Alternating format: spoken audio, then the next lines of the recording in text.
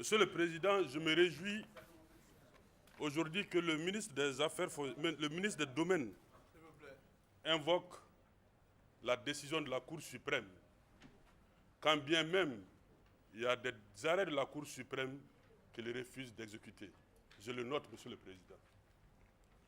Monsieur le Président, je le note aussi parce que ça voudrait dire que nous sommes dans un état de droit. Monsieur le ministre l'a reconnu, même si, quelque part, on nous a toujours dit que nous ne sommes pas dans un pays de droit. Je vais être dans le cadre du thème, Monsieur le Président. La mise en œuvre des recommandations issues des assises nationales sur le foncier. Il nous a été dit des choses ici, Monsieur le Président, mais je pense que le prédécesseur, que je salue encore une fois, avait initié des activités et avait établi un chronogramme. Mais il a été impossible de nous dire ici un chronogramme par rapport à la mise en œuvre de ces recommandations-là. Je le note aussi. Monsieur le Président, le Code foncier dit que les terres appartiennent à l'État. Et je crois que l'un des grands problèmes, l'une des grandes recommandations issues de ces assises-là était de faire en sorte qu'il y ait moins de conflits entre le droit positif et le droit coutumier. Mais aujourd'hui, au lieu d'agir dans ce sens-là, nous voyons le contraire, Monsieur le Président. Et c'est en cela qu'il y a source d'insécurité. Et c'était une des recommandations des assises nationales sur le foncier, qui voudrait qu'il y ait moins de conflits, en tout cas pour asseoir une certaine sécurité juridique par rapport au foncier. Monsieur le Président, il a été question, en tout cas j'ai posé la question par rapport à la commission de dérogation, quant à son rôle, ses attributions et sa composition. On ne me l'a pas dit ici. J'ai demandé aussi si cette commission a généré des ressources et combien est revenu à l'État. Parce qu'il faut le dire, dans toutes les transactions, Monsieur le Président, ce qu'on ne dit pas, c'est que les autorités ont leur part dedans. Qu'on nous dise ce qui a été reçu en matière de dérogation et combien est revenu à l'État et combien sont venus aux acteurs, Monsieur le Président. Monsieur le Président, par rapport aux réformes à opérer qui engendrent des coûts, je voudrais savoir ici, même si on nous a dit qu'il y a 1 milliard qui a été voté par rapport au cadastre, mais je voudrais savoir qu'on me dise d'où est-ce qu'on va tirer les sous dans la mesure où il y a un des aspects qui devrait servir de pan, en tout cas un des pans qui devrait servir à financer cette activité qui est aujourd'hui suspendue, même si je me pose la question par rapport à la légalité de cette suspension.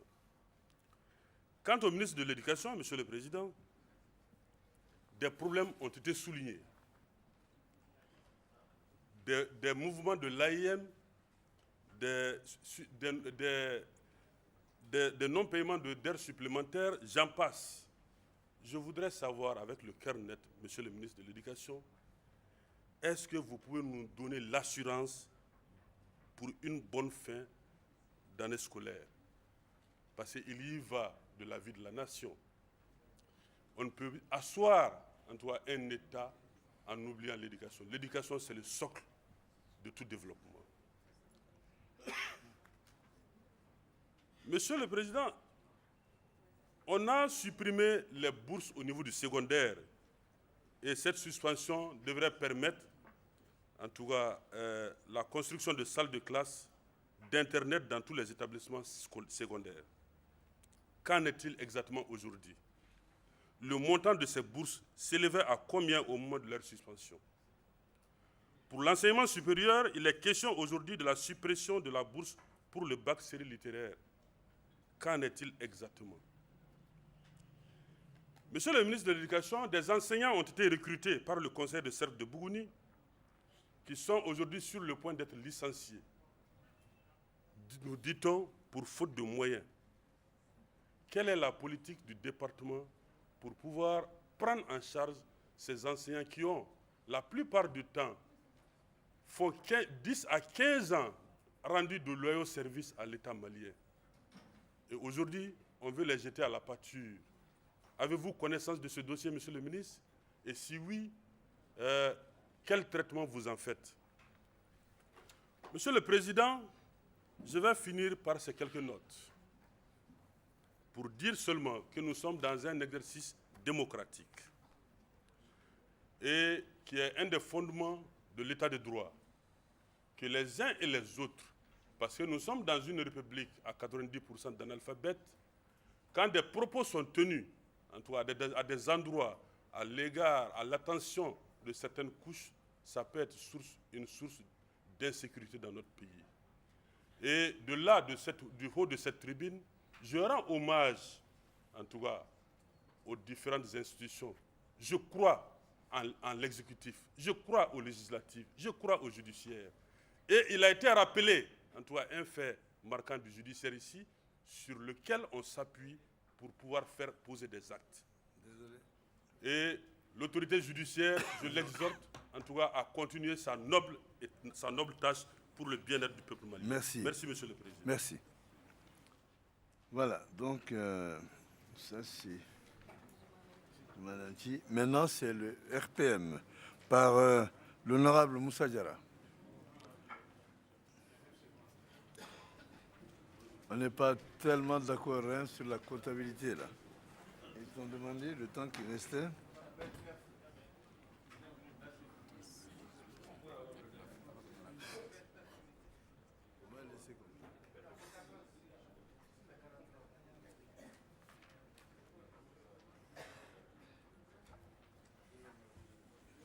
Merci, Monsieur le Président. Je rappelle que cet exercice vraiment a un but bien déterminé. Ce n'est pas dans le but de dénigrer quelqu'un. Ou bien, je dis que cet exercice a un but bien déterminé. Ce n'est ni dans l'intention de dénigrer quelqu'un, ou bien de faire la promotion de quelqu'un. Monsieur le ministre, lors de votre dernière interpellation, vous avez dit, je cite, « Toute question appelle en besoin d'éclaircissement, de compréhension, donc une démarche de l'un vers l'autre pour partager une préoccupation. » Fin de citation. Est-ce que votre haine aujourd'hui contre les parlementaires atteste ces dires? Est-ce que votre haine aujourd'hui contre les parlementaires atteste ces dires? Puisque vous avez agressé, verbalement, publiquement,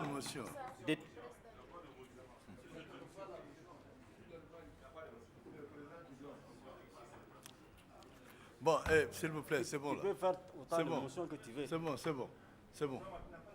Ce que je vais dire simplement, honorable Moussa Diarra, tout à l'heure, le président du groupe est venu ici. Il a fait des recommandations par rapport à la tenue de Pardon, excusez-moi. Pardon. Alors, vraiment, je pensais que c'était, pour moi, chacun avait bien compris et que nous allions dans ce sens-là.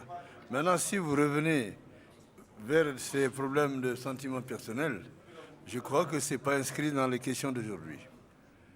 Voilà. Donc, il faudrait abandonner cette démarche et puis vraiment aller tout droit à l'essentiel. Merci, Monsieur le Président. Moi, je pense que je suis toujours dans le cadre parce qu'il faut attendre que les gens parlent pour les apprécier. Ouais, moi, je dis que aujourd'hui, puisque des députés sont allés voir Monsieur le ministre dans son département, il les a agressés verbalement et publiquement à travers des propos. Je vais citer, vous êtes des députés, je ne vous reçois pas. Non. Je ne vous reçois pas, il faut qu'on apprenne les bonnes manières dans ce pays. C'est une mauvaise chose. Les députés allaient les voir par rapport à un problème foncier. Ce n'est pas... En répugnant les représentants légaux légitimes du peuple, pensez-vous que vous allez venir à bout des missions à vous confier par le président de la République? Monsieur le ministre, le code domanial et foncier prévoit une quinzaine de textes d'application dont une dizaine n'ont jamais vu le jour. Cette situation n'est-elle pas de nature à créer un vide juridique exposant les agents et services chargés du foncier à des risques. Monsieur Bathily, est-ce que ce n'est pas vous-même qui... Le ministre parle. Ok, Bathily, hein. je retire. Ok, monsieur le ministre, est-ce que ce n'est pas vous-même qui favorisez la spéculation foncière, car le coût d'accès à la terre est très élevé. Les décrets numéro 0537 et 0538 PRRM du 6 août 2015 qui ont consacré la surenchère en matière de prix de cession des terrains du domaine privé immobilier de l'État. En plus, au lieu de faciliter l'accès des paysans à la propriété foncière, ces nouveaux décrets excluent tout simplement les couches démunies quand on sait que les prix de cession passent de 300 000 à 3 millions de francs CFA, soit 10 fois plus. Cette situation favorise plutôt la concentration des terres aux mains des citoyens nantis au détriment des pauvres compatriotes. Parlons de ces pauvres citoyens aujourd'hui. Monsieur le ministre, les berges du fleuve Niger aujourd'hui sont occupées par qui?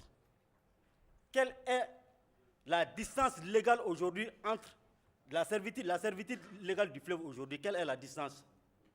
Je voudrais savoir. D'autres questions au ministre de l'Éducation. Aujourd'hui, la question a été posée.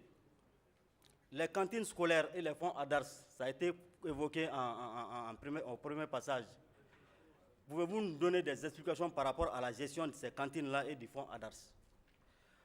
Une chose est sûre aujourd'hui en milieu scolaire, c'est la violence développée, l'insécurité qui règne aujourd'hui dans nos établissements scolaires.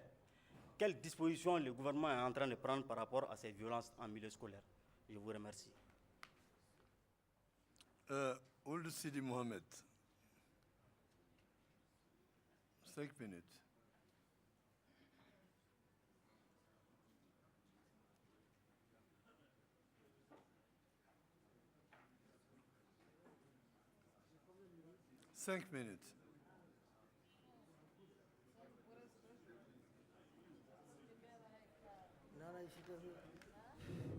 Merci bien, Monsieur le Président. Monsieur le ministre de l'Enseignement supérieur, le système LMD est-il entièrement en vigueur désormais dans notre système éducatif? Deuxième question, Monsieur le ministre de l'Éducation nationale, les sortants des IFM sont-ils toujours prioritaires dans le recrutement au niveau de l'enseignement fondamental? Enfin, troisième petite question. Monsieur le ministre de l'Enseignement supérieur, les étudiants des universités et des grandes écoles se plaignent depuis 2012 à nos jours du fait que leurs diplômes sont toujours bloqués au niveau de vos rectorats. Quelles en sont les raisons? Merci. Merci. Non. Bon, Mamadou Djalassouba.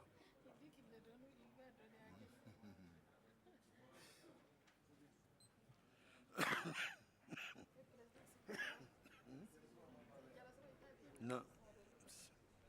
Il n'y a pas de passerelle. Monsieur le Président, Mesdames et Messieurs, chers collègues, Monsieur le ministre des Domaines, vous venez de sentir que le problème est complexe. La complexité est démontrée parce que nous sommes partagés sur le sujet. Monsieur le ministre, l'engagement politique du président de la République autour de ça est clair. Ce que vous êtes en train de faire pour trouver une solution, je crois aussi, est clair. Mais qu'est-ce qu'il y a? C'est une question d'approche, de pédagogie, de procédure et de stratégie. Monsieur le ministre, c'est vrai, Marco vient de dire, il a dit le piétinement du droit coutumier. Vous n'êtes pas dans le même combat que mon frère Marco. Non. Non, on n'est pas dans le même combat. Marco est par des expropriations depuis des années à l'hémicycle, il est dans ce dossier. Et à ce niveau, c'est l'État qui investit. C'est l'État qui investit. C'est différent aujourd'hui du problème posé réellement par rapport au problème foncier. Donc, je sais quelle est la jonction qu'il est en train de vous faire. Ne vous laissez pas divertir, monsieur le ministre. Monsieur le ministre, le piétinement du droit coutumier, c'est vrai, vous rencontrez, vous sensibilisez. Mais où est la réalité, monsieur le ministre? Ceux qui crient aujourd'hui, c'est ceux qui vendent leur terre. Et après, ils reviennent pour dire, monsieur le ministre, on nous a expropriés. Imaginez-vous, des Antigua jusqu'à Fana. Moi, je n'ai pas une parcelle. J'en ai pas. Mais imaginez-vous, ceux qui l'ont vendu, c'est qui? Ce n'est pas les gens de Bamako. Ce n'est pas les gens de Kati. C'est les gens des Antigua et de Marrakech jusqu'à Fana. Ils ont vendu leur terre. Ils sont peut-être 3 à 4 du même père. Quelqu'un vient, il va vendre. Et avec la complicité du maire en question, monsieur le ministre. Notre problème, ce n'est pas ça. Notre problème, c'est qu'on voudrait que vous vous attaquiez à ces maires-là. Voilà. À ces maires-là qui sont la source de autres choses. Donc, mais dire aujourd'hui que ceux qui viennent vous rencontrer, taper, monsieur le ministre, c'est eux qui sont les fautifs. Donc, faisons beaucoup attention. Ce que vous êtes en train de faire comme combat. Issa Togo. Ce que vous êtes en train de faire comme combat, on l'apprécie.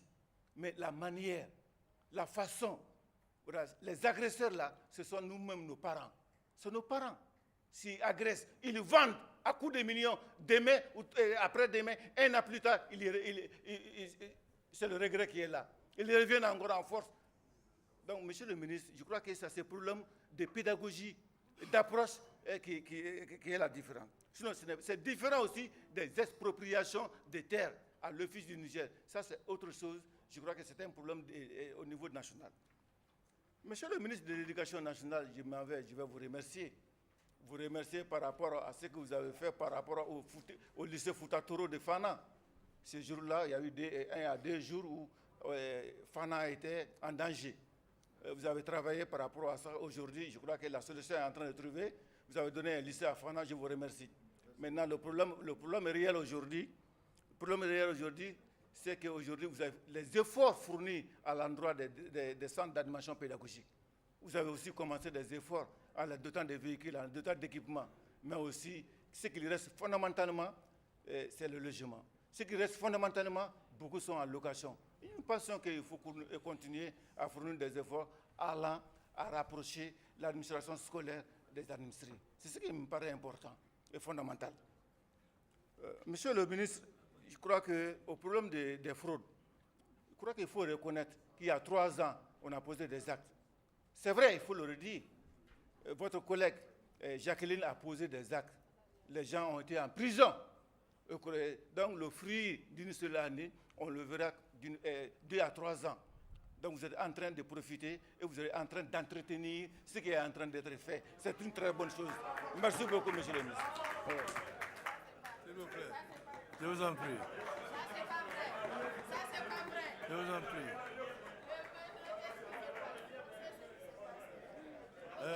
Moussa terminé. Moussa terminé.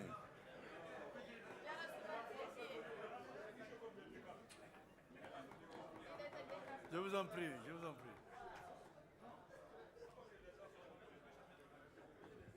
Merci, Président.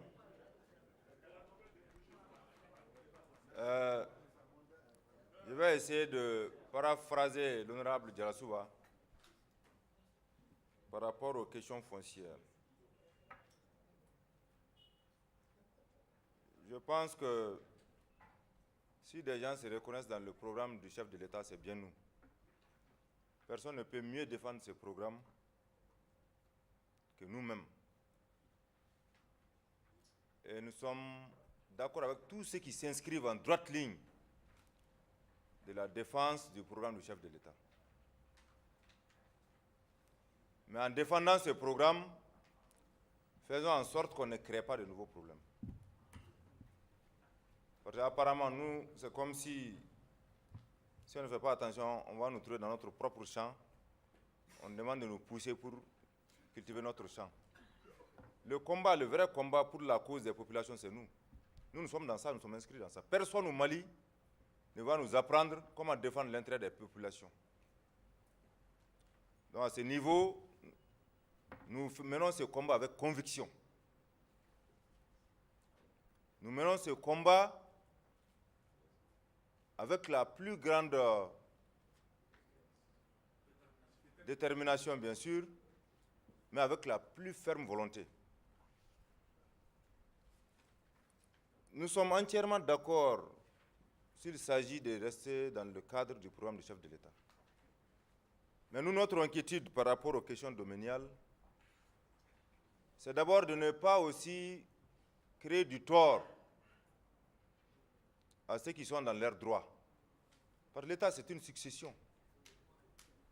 C'est-à-dire, un État ne peut pas venir, sinon un gouvernement ne peut pas venir remettre en cause des acquis d'autres gouvernements.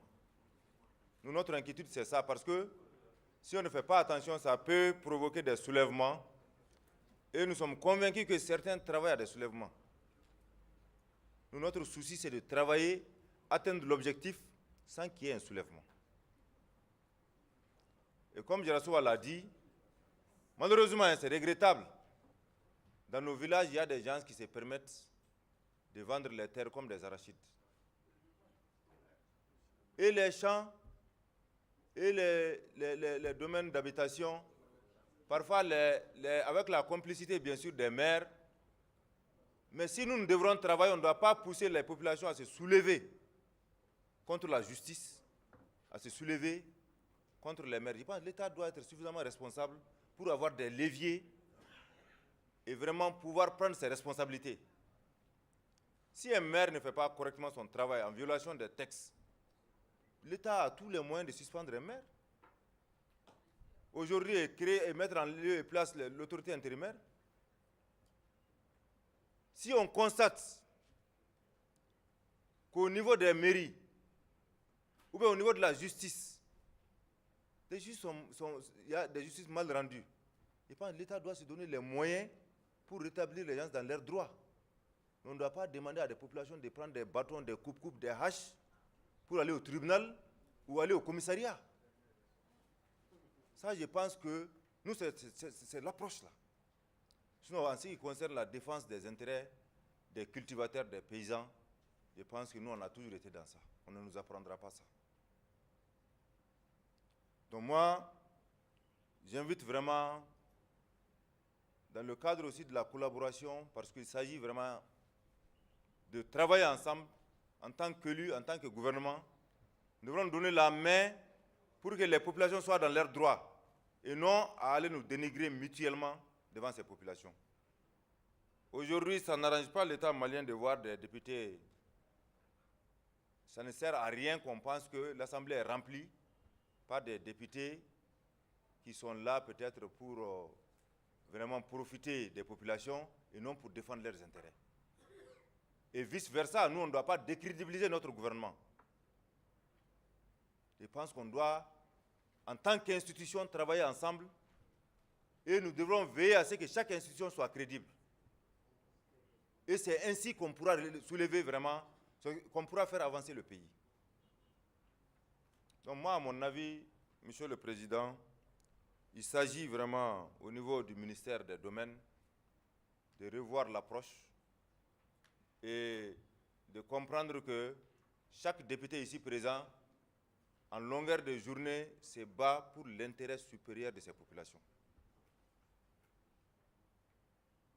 Par rapport à l'éducation,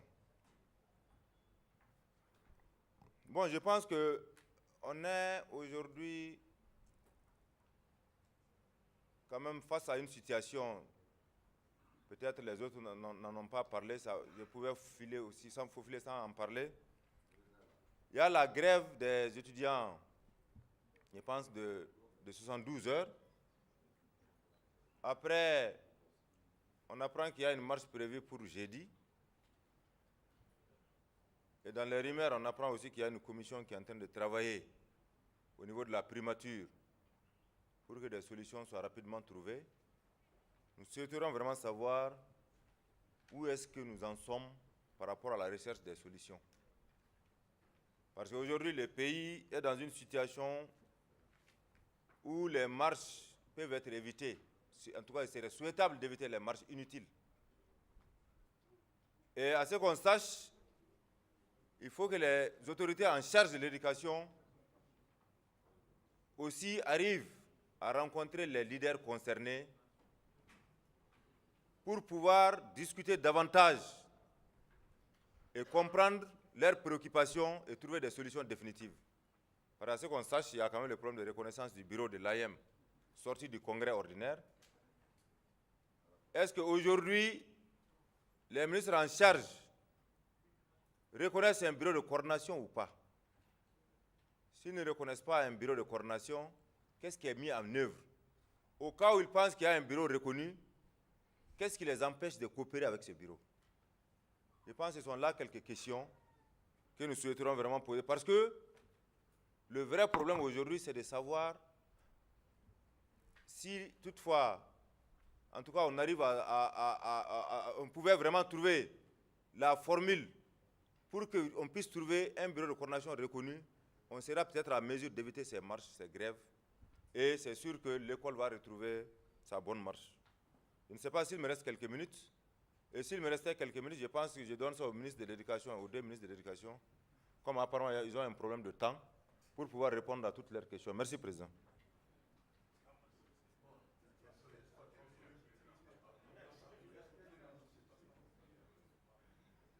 Alors, maintenant, nous allons nous adresser au gouvernement pour les réponses aux questions qui viennent de vous être posées. Hein? Il ne restait plus rien. Il ne restait rien. Alors, le gouvernement a 25 minutes 33 sur le temps imparti. 25 minutes 33 secondes. 25 minutes 33 secondes, c'est le temps qui revient au ministre pour répondre à ces questions soulevées Merci, lors du Monsieur deuxième le passage des Président, députés. Mesdames, Messieurs, honorables députés, je voudrais commencer par rassurer sur des questions de mise en œuvre des recommandations des États généraux. Nous avons des chronogrammes. Si des documents assez épais pour être transportés là dans le cadre d'un débat, je me ferai un plaisir de transmettre ces chronogrammes. J'ai été interpellé sur l'application des arrêts de la Cour. Je crois que ce n'est pas l'objet. Mais en un mot, je dirais tout simplement ceci. L'arrêt de la Cour sanctionne une décision de la Direction nationale des domaines. En disant, vous avez annulé des titres, j'annule votre annulation des titres. Si vous nous dites de l'appliquer, l'application aboutit à la violation des décrets déclarant d'utilité publique les sites de Tabacoro et affectant au ministère des Domaines ce site-là. Ça veut dire que les sites sont devenus la propriété de Tabacoro. Il ne peut pas y avoir deux propriétés sur la même chose. Donc le titre foncier en tant qu'acte de propriété individuelle ne peut me conduire à violer, moi, ministre de la République, un décret de la République. L'explication est là. Elle est toute simple. Je passe là-dessus. On nous a accusés aussi, pour certains, de corruption pour les dérogations. Possible. Mais accusés toujours, on attend que vous apportez la preuve. Je m'en tiens à cette réponse. On nous dit que les maires vendent avec l'avis de 2 ou 3 de la même famille qui vont vendre à l'insu des autres. Nous sommes aussi en matière de droit. La copropriété a une signification. Dans une communauté familiale, si vous êtes 50, même si 10 personnes vont vendre, la vente n'est pas valable parce que ces 10 personnes vendent une chose sur laquelle chacune des 50 personnes a sa part. C'est ça l'indivision, c'est ça le droit communautaire, c'est ça la coutume de la possession. Donc prendre prétexte de 2 ou 3 personnes qui vont vendre, c'est ne pas faire application de la part des autres dans ce bien commun. Donc les dépouiller à leur insu et sans leur consentement. Donc la vente n'est pas valable parce que la vente, c'est le consentement des 2 parties. Donc certains propriétaires n'ont pas donné leur consentement, donc elle n'est pas valable. On ne peut pas justifier cela. Parlons droit, mais parlons droit et rien que le droit. Il y a des plaintes contre les maires, et c'est normal. Et quand on dit qu'on pousse les gens, je crois n'avoir jamais dit ça, mais je passe là-dessus. Je dis la présence des soutiens à ceux qui sont poursuivis, personne ne peut le nier. C'est aussi un droit démocratique de soutenir quelqu'un dont on pense que son droit est juste. Et pourquoi si on dit cela, on dit que c'est pousser les gens à la révolte. Dans les audiences, dans les décisions de justice, on marque à l'audience publique due. Alors, on n'a pas défini le public. Et pourquoi si un public part, on dit que ce public, on le pousse à la révolte? Et les autres publics? Je passe là-dessus. Je voudrais dire que le changement de méthode, je ne sais pas ce que ça veut dire. Mais rappeler le droit que vous votez, qui est le droit de notre pays, je le fais. C'est même une recommandation. C'est même une recommandation des États généraux. La vulgarisation du droit en matière foncière. Et j'invite le député à le faire. Parce que chacun d'entre vous parle peut-être une langue locale dans laquelle il peut traduire ce droit. Et donc, parler de ce droit aux paysans n'est pas les pousser à la révolte. Ça, il faut que nous en convenions, et c'est un droit que nous avons de parler de ce droit. Il n'y a pas de droit muet dans une république. Donc, je voudrais dire que lorsqu'on me dit que je renvoie des députés, non. Dans ma salle d'audience, je n'avais pas sur ma fiche d'audience des députés. Mais en cours d'audience, j'ai été appelé à aller chez M. le Premier ministre. Et quand je sortais, j'ai été m'excuser auprès des gens à qui j'avais donné rendez-vous et j'ai trouvé des députés parmi eux qui m'ont dit qu'eux, ils sont particuliers. Donc il faut que je les reçoive quand même. J'ai dit non, surtout vous les députés, vous deviez comprendre que les agendas, on ne peut pas les forcer comme ça. Si je vais à l'Assemblée et que je cherche à vous voir, si je n'ai pas de rendez-vous, je ne peux pas forcer votre agenda. C'est tout ce que j'ai dit. Et pourquoi ne pas comprendre cette vérité-là? Bien, mon agenda, c'est pour rationaliser mon temps de travail et je ne le mets pas à la disposition de qui que ce soit pour le violer à mon insu. C'est clair? Pourquoi comprendre que cela est être contre les députés? Moi, je dis que la haine est à l'envers de la passion. Je crois que, monsieur le député, au-delà de ce que vous avez dit, et quand vous m'avez interpellé Bathily, je pense que vous êtes déjà entré dans la passion. Donc, cette passion-là, eh bien, à l'envers, vous allez me trouver, on va se serrer la main et ça va être fini. C'est ce que je vais vous dire.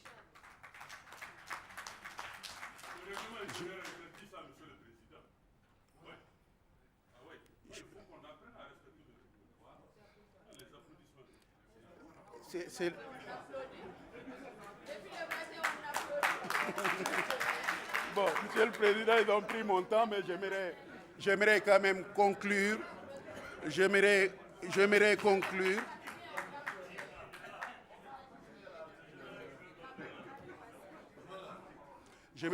Pardon, Monsieur le ministre, pardon.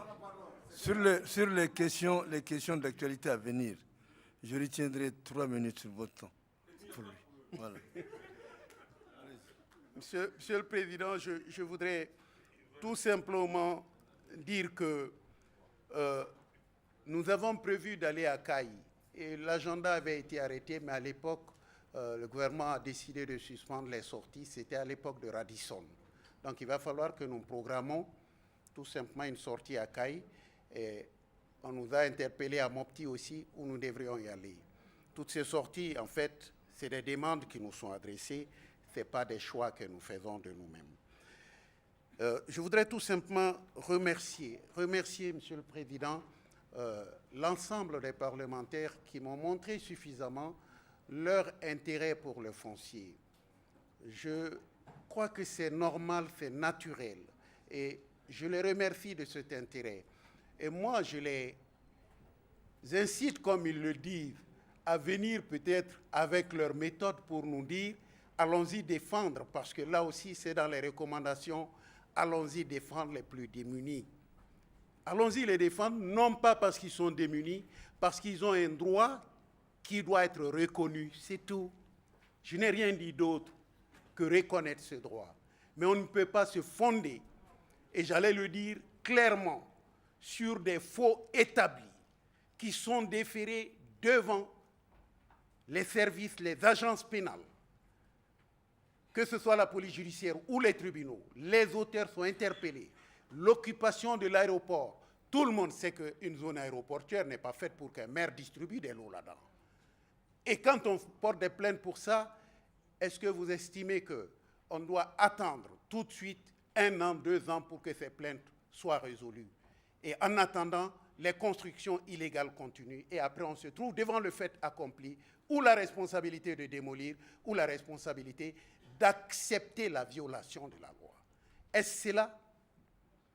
Nous disons que lorsque nous parlons des responsabilités de l'État, de la mise en œuvre de la politique du chef de l'État, j'en conviens, ça aussi, ça fait partie.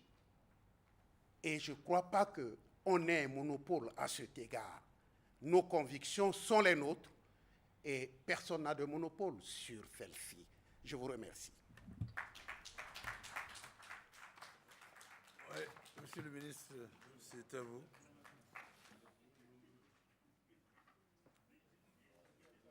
De l'éducation, plutôt de l'enseignement supérieur, Maître Moutaratal, qui s'achemine vers le pupitre pour ses réponses quant au deuxième tour. Merci, Monsieur le Président de l'Assemblée nationale. Quelques questions nouvelles sont arrivées. La première porte sur les réformes institutionnelles entreprises au niveau du ministère de l'Enseignement supérieur. À titre illustratif, je voudrais citer la création de la Direction générale de l'enseignement supérieur de la recherche scientifique. Actuellement, c'est une direction nationale pour accroître ses rôles et responsabilités. La création de l'Agence malienne d'assurance qualité pour vérifier et superviser du point de vue qualitatif ce que nous faisons. La structuration de l'ISFRA qui va avoir son rôle accru en matière de formation des formateurs. Pareil pour l'ENSUP, pour la question essentielle de la fonction enseignante, et avec les conseils d'université désormais ouverts à la société civile et aux entreprises. Voilà quelques réformes institutionnelles qui sont aujourd'hui en cours au niveau de l'enseignement supérieur. Quant à l'UIG, la question porte sur le point de savoir en quoi on peut considérer que ce serait un service public dès lors qu'il y a des frais de location qui sont payés au rectorat et qu'il y a des frais d'inscription supérieurs aux frais classiques et normaux. Je voudrais en réponse dire que, 1, il n'y a pas de loyer. Il s'agit de ristournes sur les inscriptions qui sont payées par l'ensemble des structures de l'Université de sciences de l'USSGB. Et ces montants sont fixés par les conseils d'université. Il n'y a pas de loyer payé. Deuxièmement, toutes les structures de cette université ont leur unité de formation continue. Donc le problème n'est pas spécifique à l'UIG. Et troisièmement, et c'est le plus important, lisons les textes. Tous les textes, les décrets, les arrêtés, les décisions, tous les textes sont très clairs sur le statut de l'UFP. Donc la lecture de ce texte-là mettra un terme à un tel débat. D'ailleurs, les syndicats ne s'y trompent pas. Parce que la deuxième de leurs revendications, c'est de relire les textes pour pouvoir obtenir ce qui est demandé. Donc du point de vue textuel, je pense qu'il n'y a pas de discussion. Comment sauver l'année? Nous n'avons pas rompu le dialogue, nous n'allons pas rompre le dialogue, nous allons continuer à discuter pour faire en sorte qu'on puisse comprendre qu'on ne peut pas privatiser au profit de quelques personnes une structure publique. Donc les discussions se poursuivent, mais quelle est la solution miracle? Je ne l'ai pas. Nous avons mis en place des commissions de conciliation, de négociation. Nous faisons preuve de la plus totale disponibilité et je pense que c'est en cela qu'on pourrait sauver l'année au niveau de l'UIG. Et je répète, c'est le seul établissement où il y a des problèmes. Tout le reste, je peux dire RAS, dans 90% de nos structures. Le LMD est-il entièrement en vigueur? Oui. La directive UOMOA a été transposée depuis quelque temps. Le LMD est aujourd'hui généralisé. Mais cela n'empêche pas de voir des étudiants qui sont dans l'ancien système parce qu'ils ont commencé dans ce système et ils n'ont pas encore terminé. Donc, ce n'est pas les voyants qu'on considère que le RLD n'est pas là. Celui qui a commencé en première année normale, classique, qui est en licence ou en maîtrise, oui, il va continuer jusqu'à la sortie. Mais nous sommes dans le système LMD. Les diplômes bloqués, ils ont été bloqués pendant très longtemps. Je crois qu'avec la scission de l'Université de Bamako en 4 universités thématiques, il y a eu beaucoup d'interrogations, de problèmes sur qui donne les diplômes, à quel nom, etc., etc. Mais nous avons instruit de façon très claire à tous les recteurs, à tous les directeurs, pour qu'on délivre les diplômes. On ne doit pas faire de celui qui a étudié, qui a reçu une victime parce qu'il y a eu des réformes institutionnelles au niveau de l'État. C'est en cours. Mais le stock est tellement important qu'on ne peut pas dire que tout a été donné. Ça se passe quasiment à la demande aujourd'hui, mais nous allons généraliser et mettre à la disposition tous les diplômes obtenus au prix d'efforts intenses. L'AEM, la grève, le marche, ça fait longtemps qu'il n'y en a pas eu quand même. Mais il y a eu beaucoup d'annonces. Il y a encore une annonce, nous discutons. Chaque fois qu'il y a une annonce, nous discutons. Nous continuerons à discuter et de faire en sorte que ce qui est annoncé aussi n'ait pas lieu, mais uniquement par les dialogues et la persuasion. Est-ce qu'un bureau est reconnu? Au moins, je parle non. Nous sommes en train de faire toutes les investigations de façon à ne pas nous tromper et à ne pas prendre une décision qui pourrait compliquer les choses par la suite. Mais bien évidemment, les mois venus, le gouvernement s'assumera. Je vous remercie, Monsieur le Président de la République. Et Monsieur le Président de l'Assemblée nationale. Oui, vous avez... C'est à vous.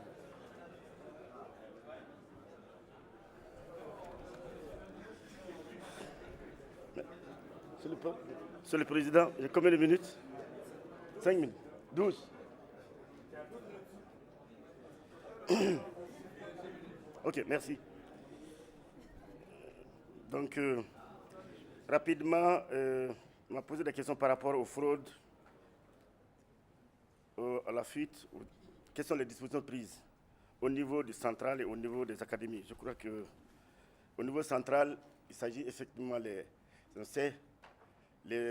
sujets sont préparés pour le DF, c'est le Centre national des examens et concours. Donc, on sait qui est responsable. En cas de fuite, en tout cas, à ce niveau, nous allons circonscrire. Au niveau pour le bac et les autres, c'est l'inspection générale. Et c'est toujours un inspecteur qui est responsable, le seul, de donner le sujet. C'est lui qui multiplie, qui fait. Donc, juste de bout en bout. Maintenant, cela ne dit pas que la fuite peut provenir lors du cheminement. Parce que des sujets qui quittent Bamako pour aller aux confins de Koro, il y a des étapes à franchir. Et ça peut aller, notre niveau de développement ne permet pas d'aller le même jour. Vous savez, c'est un véritable travail, un travail titanesque, puisque je donne un simple exemple. Nous avons, pour les confidentiels de Tombouctou et Gao, compte tenu de l'insécurité, nous sommes obligés de passer par emprunter un avion privé, mais c'est des tonnes, c'est 1,5 tonne, par exemple. 1,5 tonne pour chaque région de documents à transporter et à sécuriser. Donc les inspecteurs, un inspecteur va accompagner ce dossier et sur place, ils sont obligés de reprendre tout. Donc c'est vraiment de bout en bout un travail titanesque. La décentralisation, est-ce que les collectivités, les élus sont impliqués dans la gestion? Je vous ai dit que le budget du DF est géré par les maires et le budget du BAC par le conseil de cercle et pour l'enseignement technique professionnel, le conseil régional. Donc, et au niveau de chaque centre, on sait qu'il y a eu des sensibilisations. J'ai envoyé une mission dans toutes les académies, dans toutes les régions, y compris Tombouctou Gao, pour sensibiliser, pour former, informer les différents participants, en tout cas au processus. Maintenant, les comités de gestion scolaire sont extrêmement importants, puisque l'école, la gestion de l'école est déléguée par le conseil, les collectivités, leur est délégué. Bon, on a parlé de deux véhicules il est bien renseigné. Vous allez donner les détails des véhicules, c'est vrai. Il s'agit des véhicules qui ont été achetés dans le cadre du projet d'appui au CGS, donc au comité de gestion scolaire. Bon, ils étaient utilisés par les coopérants japonais dans le cadre de ce projet. Avec la crise politique, vous savez, ils sont rentrés et les véhicules ont été arrêtés parce qu'on attend leur retour. En aucun moment, ces véhicules, à notre connaissance, n'ont été proposés à la réforme. Si en tout cas c'était le cas, l'honorable peut me donner les éléments d'appréciation. Moi, en tout cas, toutes les réformes des véhicules, moi-même en personne, je suis ça. Donc il n'est pas question. Je n'en ai entendu parler et si c'est le cas, ça ne passera pas. La double vacation. Alors, l'honorable, c'est vraiment un cri de cœur. À quand? Comment combattre ce fléau? Bon, c'est un mal nécessaire. Vous avez entendu parler de 120 élèves dans une classe. Qu'est-ce qu'on fait? Donc, on fait la double vacation. Donc, on répartit le groupe en deux. Il y a un groupe qui vient le matin, un groupe qui vient le soir. Ça n'a pas commencé aujourd'hui. Ce n'est pas l'idéal, mais c'est mieux que rien, vraiment. Ensemble, on peut trouver d'autres meilleurs. Et effectivement, il y a dans d'autres zones, il y a peut-être un enseignant pour... il y a même pas 10 élèves. Mais ça, c'est la réalité du terrain. Il y a sur le territoire national, il y a beaucoup, je reconnais, beaucoup d'endroits où les écoles, il y a 2 enseignants, 3 enseignants pour 6 cours. Ce n'est pas l'idéal. Et avec les élus, il faut qu'on mette les bouchées doubles pour pallier à ce problème-là. Le curriculum, c'est effectivement, bon, les gens parlent tout le curriculum, c'est l'utilisation. L'enfant qui rentre à l'école, qui a accès à l'écriture et à la lecture dans sa langue. Et ça, c'est mondialement, on ne peut pas remettre ça en cause. Maintenant, dans le cadre du programme, le PRODEC, la première phase, la mise en œuvre a été chaotique. On a raté totalement le coche. Je vous assure que ce n'est pas... Tout le monde n'est pas... il y a beaucoup même parmi les enseignants, parmi les responsables de l'éducation, il y a beaucoup qui sont contre cette méthode. Hein. Donc, s'ils ont l'occasion, ils ne rateront aucune occasion, en tout cas pour saboter le processus. Et les évaluations ont été faites, parce que certaines demandes extrêmement sensibles, il s'agit des enfants. On ne peut pas s'amuser à expérimenter sur les enfants et échouer. Ce n'est pas normal. Donc, nous sommes en train de reprendre dans les zones bambaraphone, aller petit à petit, ne pas trop accélérer, ne pas aller trop vite. On a pensé qu'on pouvait généraliser, mais ça a été une erreur.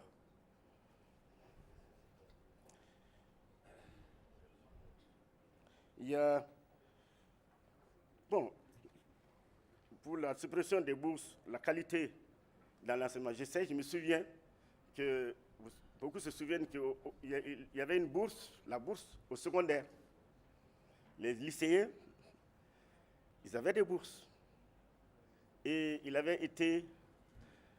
on avait négocié, on a dit, bon, comment donner des bourses à par exemple, un dixième des élèves, alors que la majorité n'a même pas de quoi, de support même pédagogique. Peut-être comment pour ne pas utiliser ces fonds, ces bourses-là, pour améliorer la qualité de l'enseignement de l'ensemble des enseignants. Et c'est ça qui a amené à supprimer la bourse. Mais il faut les reconnaître. Il faut reconnaître la vérité, c'est que dans la pratique, ça n'a pas été le cas. Ces fonds qui ont été récupérés ont été utilisés pour payer les bourses du supérieur. Voilà. En termes, en tout cas, de dons. Parce qu'on avait négocié dans le temps avec les partenaires et ça n'a pas été respecté. Ça, c'est clair. Maintenant, l'État a trouvé d'autres moyens pour suppléer à ce manque-là, à gagner en termes de qualité. Bon. Le député concernant les recrutés par le conseil cercle de Bougouni qui ont été... Il semblerait que moi je n'avais pas l'information. Il semblerait que c'est des Ils étaient payés par le conseil de cercle, mais avec les fonds de la mine de Morila. Puisque la mine a fermé, et c'est ça aussi le danger. En matière d'éducation, il faut toujours penser à la solution de l'élève, puisque la mine a une vie. Or, les enfants ils continuent à naître, à aller à l'école. Les enseignants qui les encadrent ils doivent être maintenus, ils doivent marcher. Donc, on aurait dû, je pense que c'est vraiment, la balle est autant dans notre camp que dans le camp des élus locaux. Ils ont cru bien faire, parce que c'est la pression, c'est la demande. Mais il fallait peut-être penser, aller plus loin, penser à la relève. Qu'est-ce qu'il faut faire? Je crois que c'est toujours d'actualité.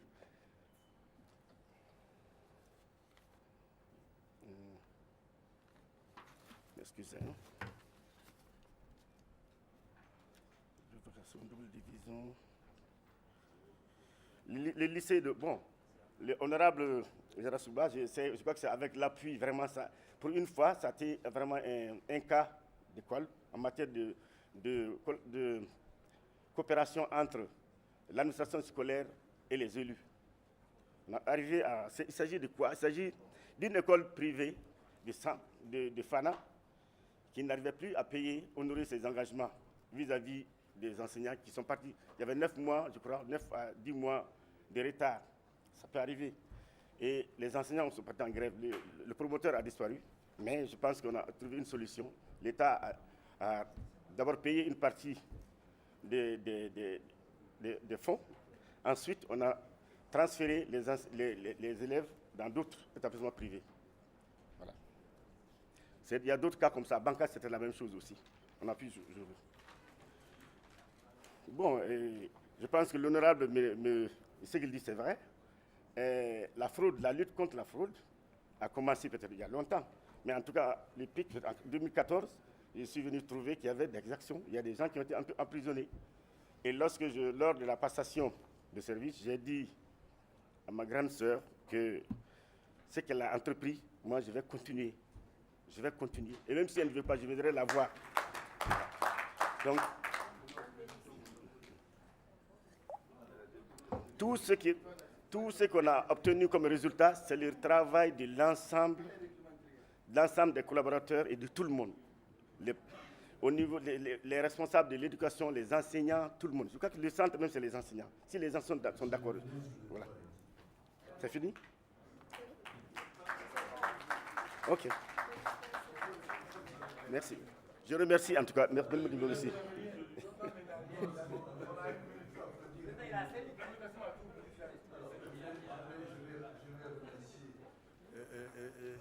L'ensemble du gouvernement ici pour les réponses pertinentes qui ont été données, n'est-ce pas, aux questions qui ont été proposées par les députés, des questions responsables, des questions sur le plan politique des fois, pourquoi pas, et sur la vie politique en général de notre pays. C'est cet exercice-là que nous voulions et c'est celui que nous voulons toujours. Je vous remercie tous, mais avant de lever la séance, le ministre a fait une promesse là. Il dit qu'il va serrer la main à Moussa. Moussa, tu fais le tour comme ça, lui il vient comme ça et vous serrez la main ici. Voilà, le ministre Batili on va finir ce contentieux le ici. calumet de la paix avec l'honorable député Diarra, qui avait eu quelque part des propos assez musclés. Voilà, ce sont des images qu'on aimerait voir ici à l'hémicycle entre un ministre et un député. On allume le calumet de la paix et voilà, on enterre la hache de guerre et voilà ce que le ministre a proposé. Et donc, chose promise, chose